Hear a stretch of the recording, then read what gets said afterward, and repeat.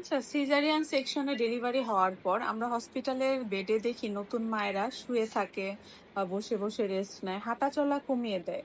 বাসায় এসেও দেখা যায় যে শুয়ে বসে থাকে, হাঁটাচলা কম করে। তাদের মনে একটা ভয় ঢুকে থাকে যে অপারেশন হয়েছে, হাঁটাহাঁটি করলে হয়তো বা সেলাইয়ের জায়গায় সমস্যা হতে পারে। কিন্তু এটি আসলে একটি ভুল ধারণা।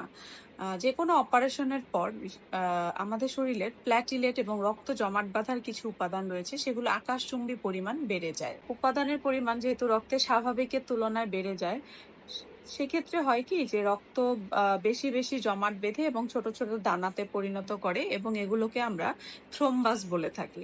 এবং এই থ্রোম্বাস আমাদের বিভিন্ন ভাইটাল এবং সেক্ষেত্রে আমাদের ওই অর্গানগুলোর নরমাল কার্যক্ষমতা নষ্ট হয়ে যায়। এবং লাংসে জমা হলে অনেকের শ্বাসকষ্ট হতে পারে অপারেশনের পরে, এবং বিভিন্ন অর্গানে জমা হয়ে বিভিন্ন রকম উপসর্গ তৈরি করে। তাই সিজারিয়ান সেকশন বা যে কোনো অপারেশনের পরেই যতটা সম্ভব মুভমেন্ট বেশি করতে হবে, হাত পা নড়াচড়া করতে হবে, সারাক্ষণ শুয়ে থাকা যাবে না।